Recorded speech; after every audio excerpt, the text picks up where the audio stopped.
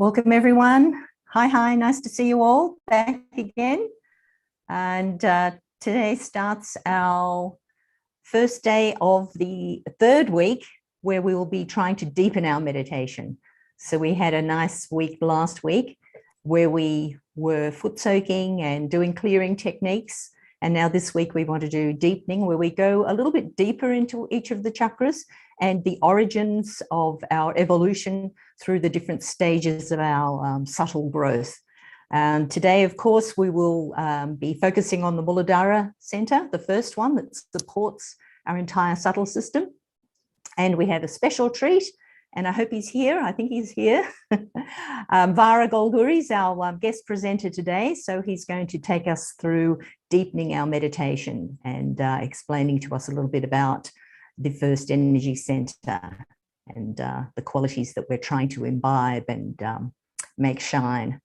And I will just touch again on what we wanted to do as our homework. Part of our homework, one of them is having a foot soak ourselves, because we're not having one here, but if you've got one at the same time, that's also fine. But also just to our awareness of ourselves, just to deepen that by watching when we get into a state where we're thinking a lot, and try and see what's the activity or the trigger that has gotten us into that thought process. So it might be something that we keep going back into. And if we watch it and try to get a little bit closer to the origin of where that thought pattern started, and then in a couple of days after you've been watching for a while, we'll try and surrender all those reactions or thought processes that we've got into the habit of, surrender them to our spirit. And we'll try and do that together, where the vibrations work on that process. So it'll be a little exercise in detaching ourselves from some of those habitual thought processes that block our mind. I mean, it can only be a way where we raise our kundalini at that time. I mean, if we're in a situation where we're in a public place, of course, we'll do it with our attention or just by putting our hand on our head. But if we're at home and in a situation and that thought process starts again, literally we can just raise our kundalini and put on our bandhan and see if that breaks the thought habit. But let's just talk about that in a couple of days. But I just wanted to remind you to just keep watching those thought processes so we can detach ourselves from some of those things that keep taking us back into the ego and superego. Now, without talking too much, that was just a little reminder for later on in the next couple of days during this advanced part of our meditation daily. I will hand over to Vara, who's here. Vara, I hope you're here. There he is. There he is. So welcome, Vara. This is very exciting. Vara is going to take us through a deepening meditation, and he's got a short video excerpt that he'll let me know when he wants that played as well. So welcome, Vara. I'll highlight your screen so we can all see what's going on, and let me know whenever you want me to put something on. Yep, thanks. And here is Vara. Just looking at maybe I need to move the chair. All right. Let me know if you want any slides on or anything. Yeah, okay. Hello all. We'll talk about Muladhara Chakra. So that's the first chakra in the solar system. So we'll not get into the technicalities of it, as in, excuse me, each chakra has petals. There are a number of petals and so on. So we'll look at, we'll just try and understand the most fundamental quality of that chakra gives us as a human being. It is supposed to be a really fundamental quality, but depending on our life circumstances and depending on who our social circle, who is in our social circle and so on, this quality is usually misunderstood as being stupid. So there's a big difference between being innocent and being stupid. I'm bringing the word stupid because it's always easy to relate when you have something to compare. So for example, when a kid does something innocently, we might think it is stupid. But there's a real subtle difference. And by giving some examples and stories, hopefully I can drive that point a bit better. So I'll give an example in the Eastern school of thought and one in the Western consciousness, this story. So one is Winnie the Pooh. So the Winnie the Pooh, the story or the line that sort of stuck to me is, so the Winnie the Pooh says, sometimes I sit and think, and sometimes I think. Sorry, sometimes I sit and think, and sometimes I sit. And then when you're for the second sentence, okay, sometimes Winnie the Pooh sits, and then what? And then nothing. Winnie the Pooh is in a very interesting state, which probably Lynn referred to as thoughtless awareness. And it is not natural for us to be thoughtless, because sometimes, when you say to someone, hey mate, I'm thoughtless, the other person is probably thinking that you're stupid. But it is actually a very powerful state of being, because that state makes all of our chakras much stronger. And when they're stronger, your fundamental qualities are reestablished and grow from strength to strength. So in the Eastern philosophy, there is this little we call him a deity, and he looks very interesting. So he goes on a mouse, so that's his vehicle. He's got a super big tummy, belly, and then he's got an elephant face. And the reasons why he got an elephant face is not that interesting. Basically, his head was cut off and then an elephant's head was put on. And the symbolism there is, elephant is known to be having a a super big memory. So you don't want to mess with an elephant if you're living in the same forest. So, and then there are this goddess Parvati and goddess and God and Lord Shiva. So you could call them wife and husband, and then they've got two sons. One son is Ganesha, and another son is called Kartikeya. So like good brothers, they had a competition one day, and then the competition was who would go around the world and take a bath in all the holy rivers. So the rivers used to be holy and clean once upon a time in India, let's say, or in the world. So and the Kartikeya has his vehicle as a peacock, which is clearly faster than a mouse. And then the 1, 2, 3 go, and then Kartikeya is already on his peacock even before the word go finished.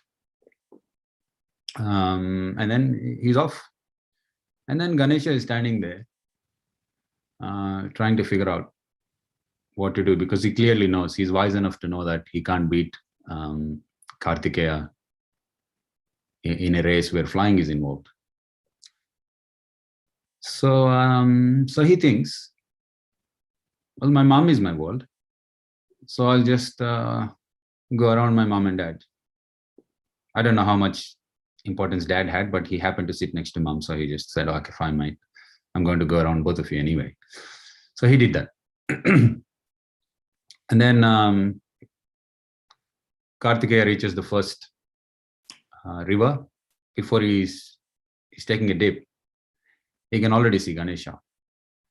And he's like, oh gosh, I don't know how this chubby brother of mine got there. And then off he goes again for the next one. He goes there, and then he again sees Ganesha already there. So Kartikeya doesn't really get it. So he takes a dip in all the rivers and comes back to mom and dad. Ganesh is already there. And then Kartikeya has a bit of an ego because he's light and he can fly and like a good brother, when your other brother is fat and chubby, then you think, I'm better than this bloke. And then so Kartikeya, I think the reality kicks in that this Ganesha did something that Kartikeya didn't even think of. What Ganesha was doing was being wise, and his wisdom comes because he's innocent. Well, his logic is, why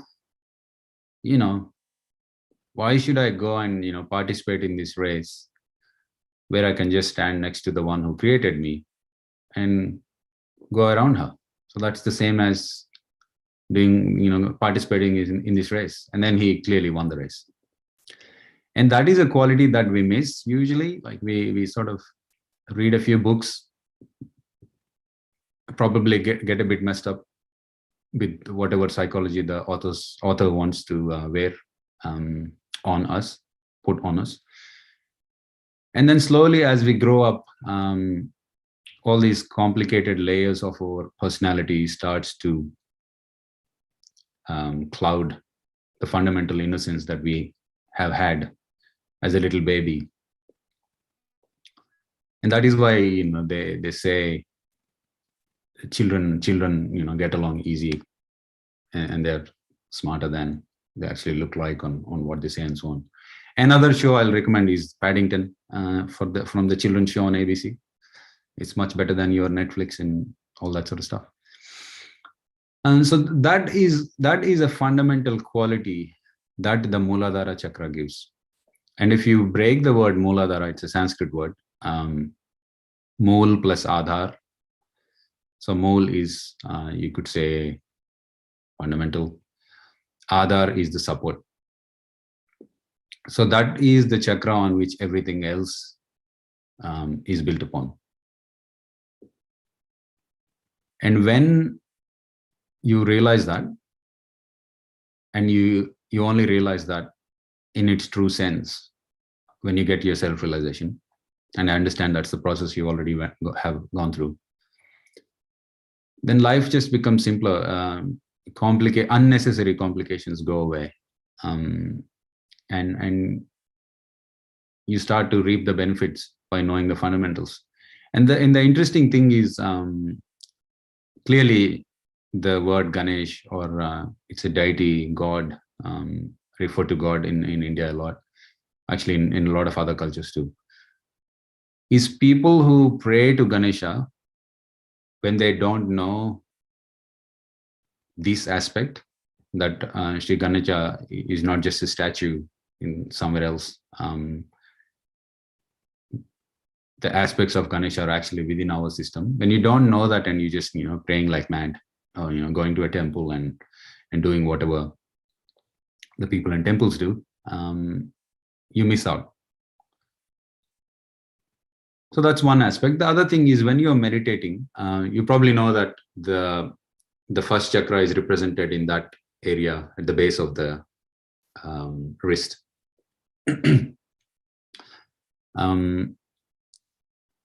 So when you meditate, and you feel that that area of the hand is a little bit uncomfortable. When it's uncomfortable, it means a bit of a heat being emitted, or feeling prickly. Then you know that that energy center, which is the Muladhara, is not in its best possible shape. So there are things you can do to help that energy center get better. And one super easy,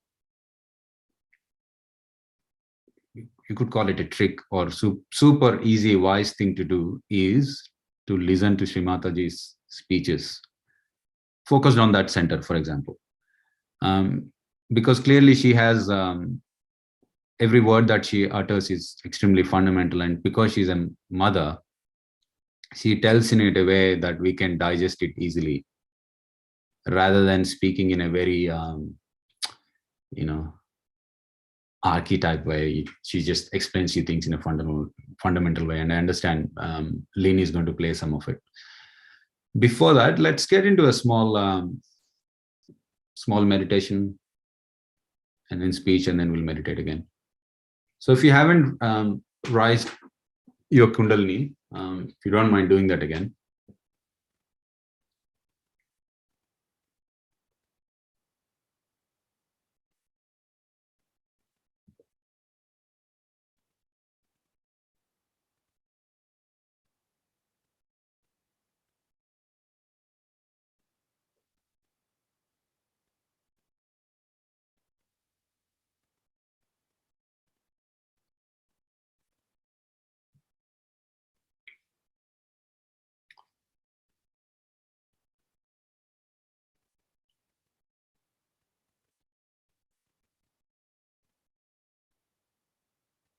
Lynn, if you can you put Shrimataji's photograph or the subtle system chart?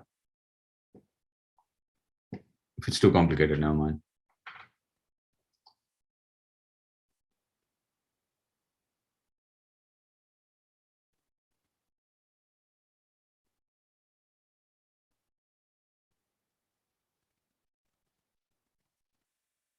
Excellent, thank you.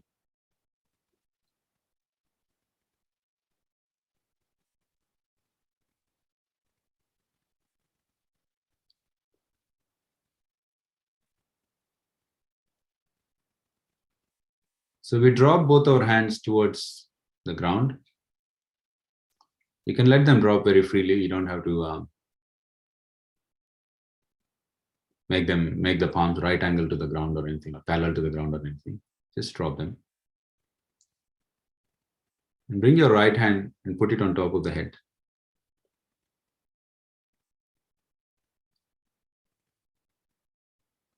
And keep your head on top of the head until you feel that your attention is settled on top of the head.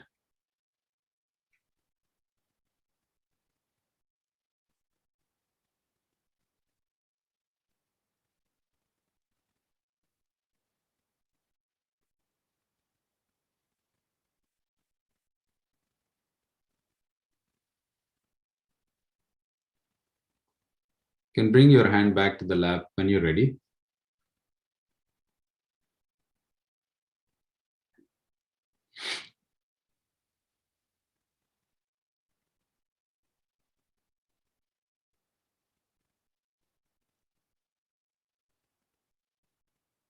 Now we can let the right hand be where it is at the moment and bring your left hand back to the lap.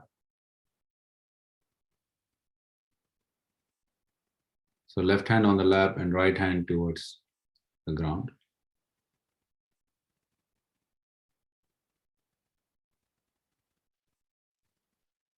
Say, Mother,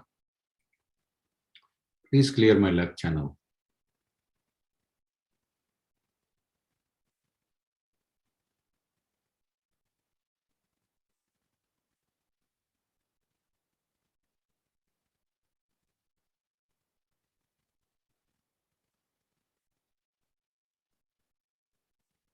Mother, please help me to discover the power of innocence within me. Mother, please help me to discover the power of innocence within me.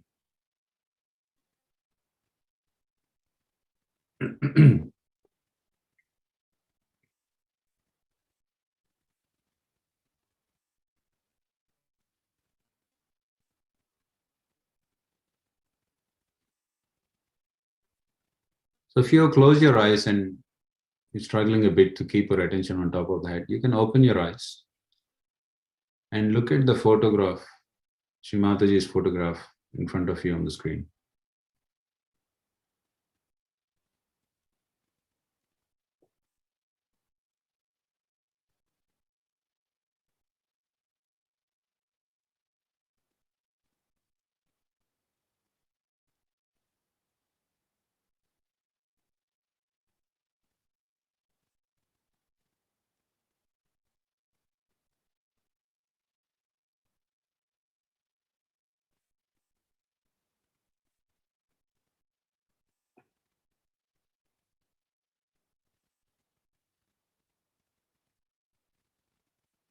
You put your right hand back on the lap and raise your left hand towards so your palm should face the back side of the room.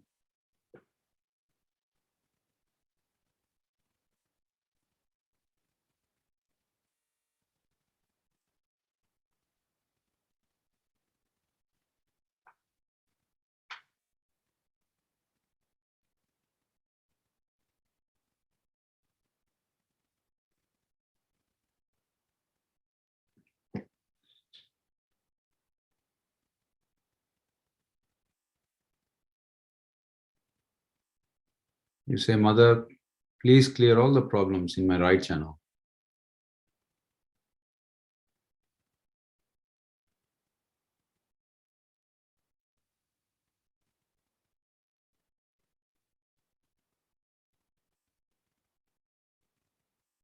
Mother, please remove the tendencies in me that make me plan uncontrollably.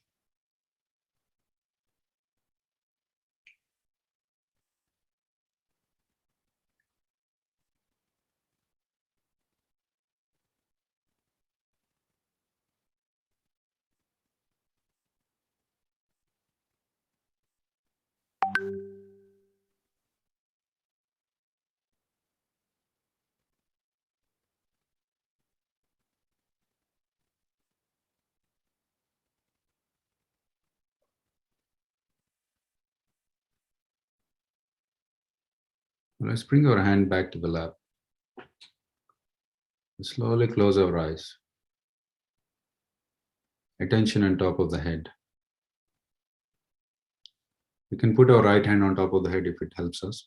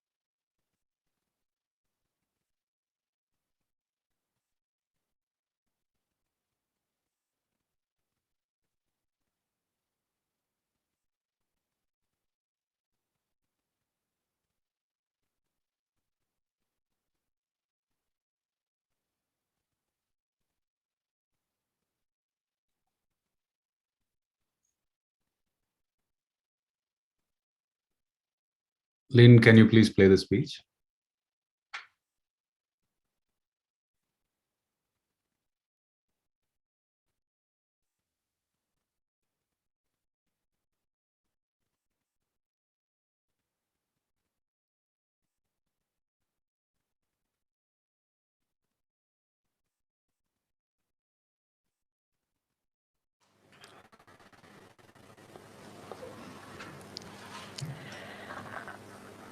The first, we bow to Sri Ganesha.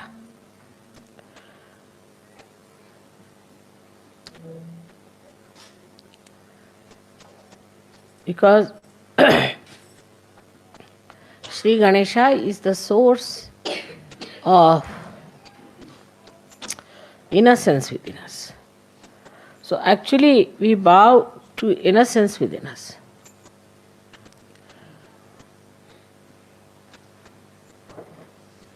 And this innocence is the one gives you the enlightenment.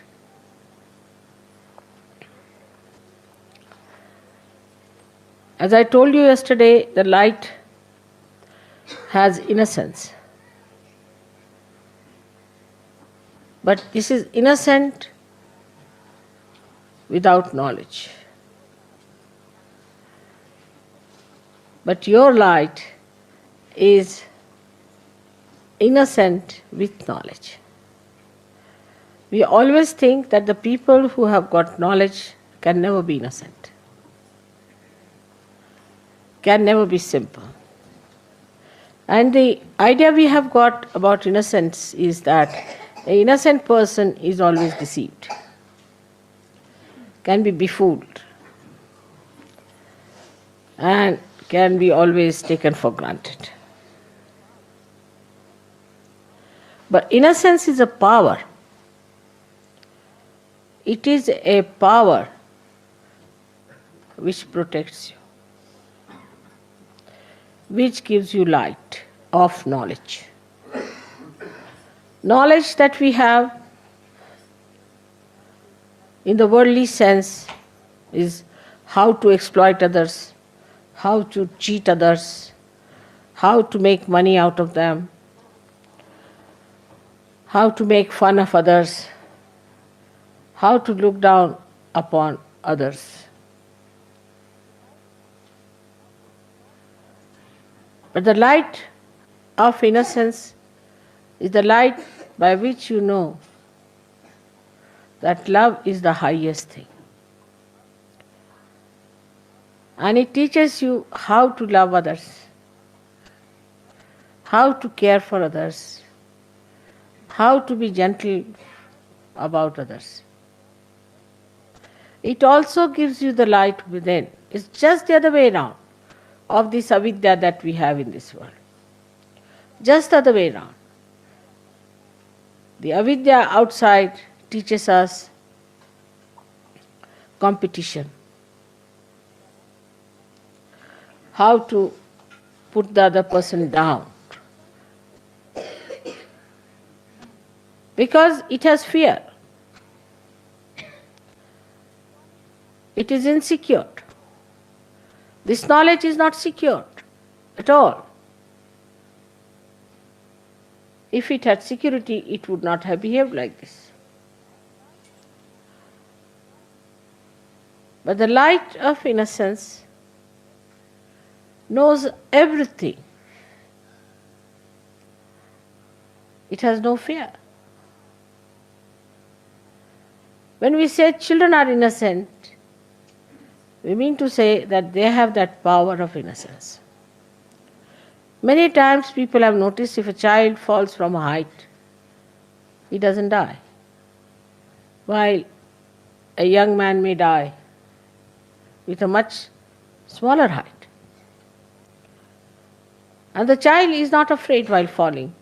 He just enjoys as if there's a parachute coming down, nicely. And then when he falls down also just gets up, laughs, smiles at everyone. He doesn't understand why everybody is worried. Because in that innocence he knows that he's looked after. He's protected. He knows that there is a power which is much higher than him, and he does not have to worry. Then we start putting ideas into the head of the child. And that is how he starts losing his power of innocence. And he becomes a coward. He becomes a cunning fellow.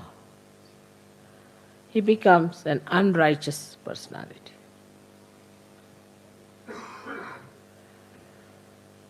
But still we would say that the innocence of children is innocence of ignorance. In a way, because they do not know the dangers of life. But the light of innocence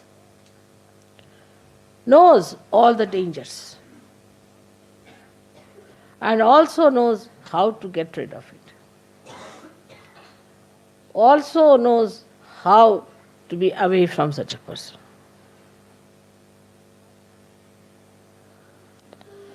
There was a wise man who was going on a staircase. There was a stupid man coming from the other side, foolish man. So foolish people are always aggressive. That is one of the signs. because they have inferiority complex. So the foolish man says to the man who was coming up, he says, one had to move on one side. So he says, I don't move for fools, the foolish one says. So the wise man says, I do, and he moved.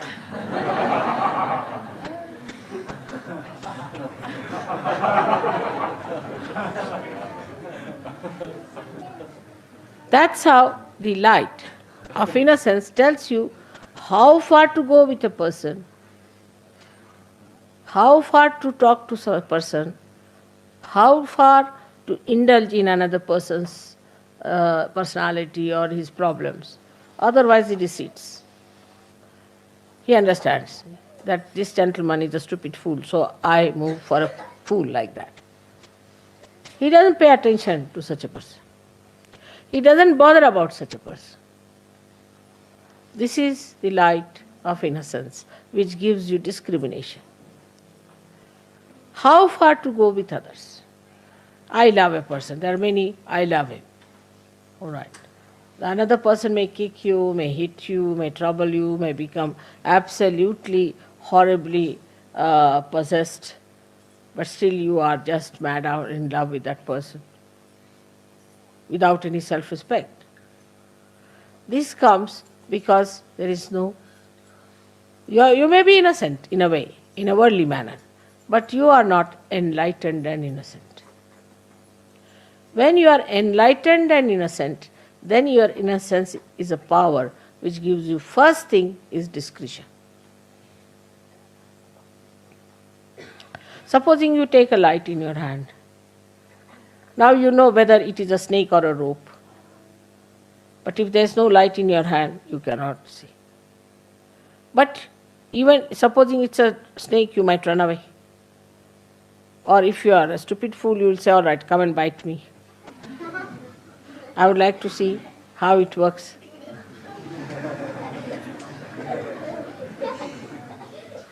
Children are there. But if you are an enlightened person, then you will tell the snake, now let me be alone, all right? Bye-bye. And the snake will know and it will go away. Or if the snake is a sinister one, you may just look at the snake and snake might run away. So this power of innocence is a very, very important thing. And that comes to us through our enlightenment alone. So we are, say, in a state which is ignorant and innocent. Innocent and ignorant. Then people are no more innocent nor ignorant, but they are not enlightened. They become cunning. If they don't have both the qualities, they are neither ignorant, so-called, they have got knowledge, they are good at everything, they are well-known people for their intelligence, brilliance, everything, so they are knowledgeable, so-called. So such people we could call as the people who have got the knowledge in the worldly sense. But they have no innocence. So they start devising methods, the innocence which is there, which puts a little control over such a mind, is lost. Because they think innocence is stupid, They don't respect their innocence. So they start maneuvering people, doing violent things, doing harmful things, saying nasty, sarcastic things. All these things the brain starts working. Because it cannot get back to its innocence. So we don't like such people later on, we don't want them. Then they develop ideas that we are higher people, we are chosen people, we are better people. Then they develop all these ideas. They all of them club together. So ignorance is added as a so-called knowledge, you see. Inside is completely ignorance, outside is knowledge. And added up like that. They do not want to seek there, inside. and they are satisfied with their outside so-called knowledge. And they go ahead with it, and once they break their heads, then they realize, oh God, what was it? Inside is all darkness. We cannot live with all the windows closed hermetically and the sun shining outside. We have to have light inside to see for ourselves what are we, what are our powers, how far we can go, how we are working out ourselves, our lives, our aims. Now the enlightenment, as the enlightenment you see here is of these lights, is manifested within you as vibrations, as Chaitanya, as light. So the Chaitanya itself is the light. But the difference between this light and that light is such that this one will only tell you as far as your eyes are concerned. It will tell you that it is a stone, or it is a wood, or it is a house, or it is a face of a man, everything is light. But it won't be able to tell you whether this person is good or bad, whether this house is vibrated or not, is auspicious or not. So it doesn't give you auspiciousness, the idea of auspiciousness. So we are talking of Ganesha's innocence, which gives us sense of auspiciousness, and ourselves also makes it auspicious.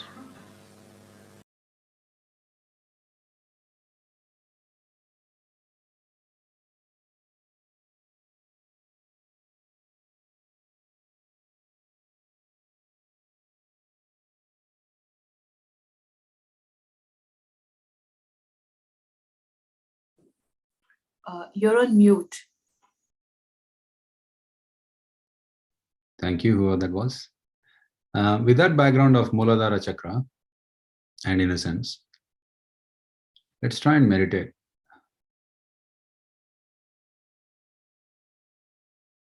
So Lynn, if you could put the subtle system chart.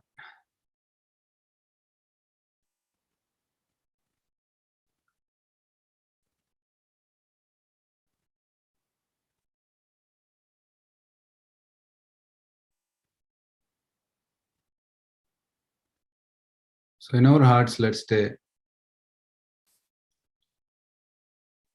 Mother, please bless me with the power of innocence. Mother, please bless me with the power of innocence.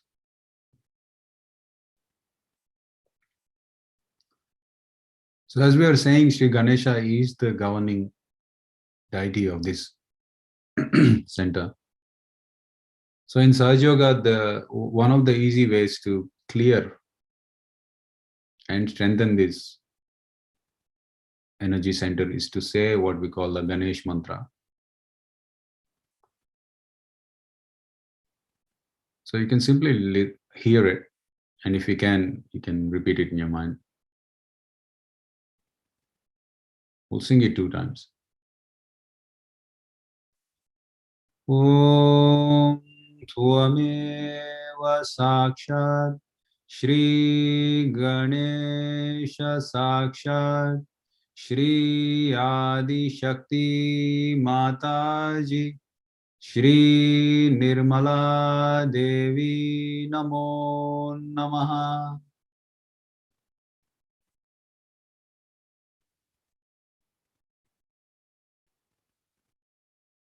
Om Tvameva Sakshat Shri Ganesha Sakshat Shri Adi Shakti Mataji Shri Nirmala Devi Namo Namaha.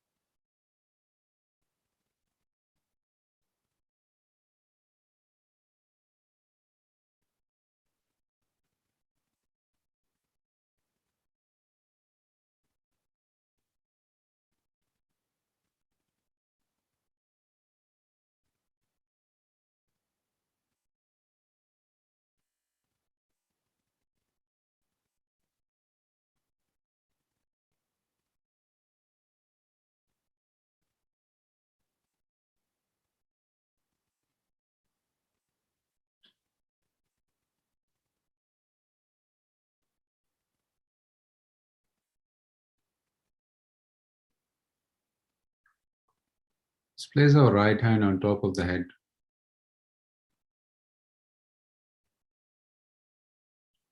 We could raise our Kundalini with our right hand, just from the front of the base of the spine. We raise our Kundalini with our right hand. Place it on top. You could do it a few times. Let's try and follow the path of the Kundalini from the base of the spine to the top of the head. Do it as many times as you like. You can stop when you feel the cool vibration or the feeling of Kundalini settling on top of the head.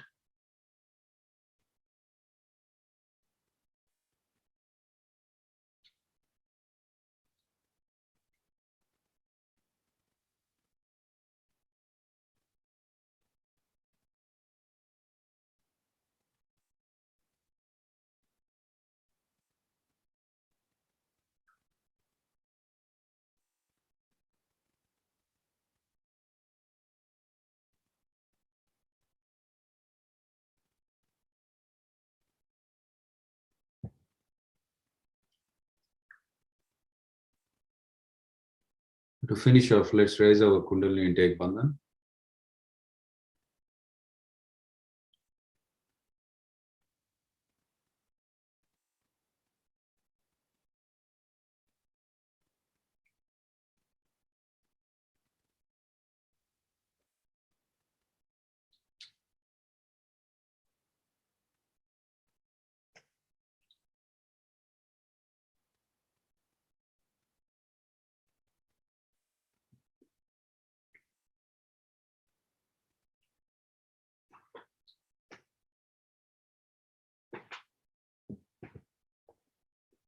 So that was it about the Muladhara Chakra. So we just have to remember and bring out the Pooh Bear in us whenever we want to.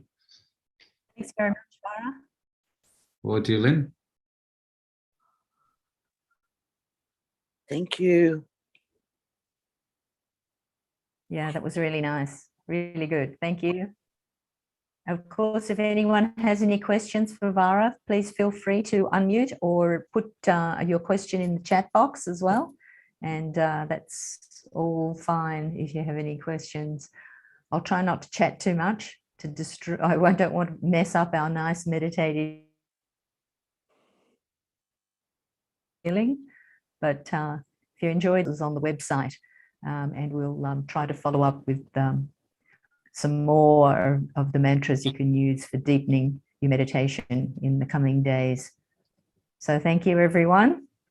I'll just put on that slide for you where you've got the website. Or someone had a question there? Did I hear someone, or am I hearing things?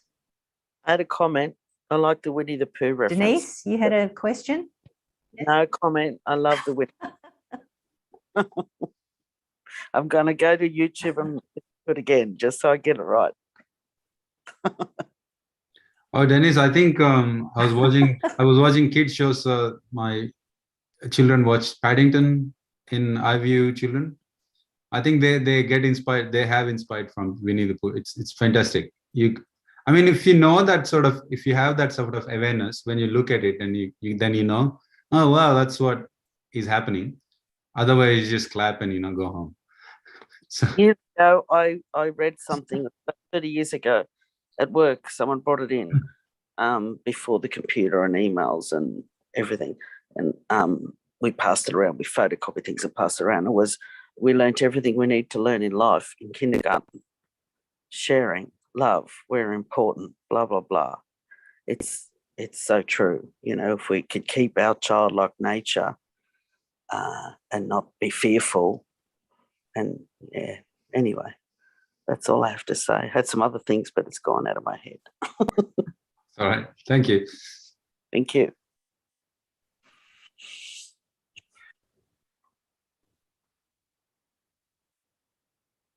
That's I'll just it. give you the slide with the website. Yeah. Oops.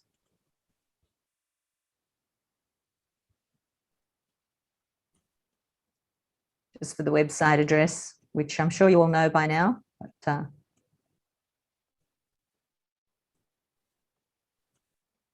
you've got the resources at the bottom of that page as well. So if you want to see what the mantra was, it'll be there on that resources page.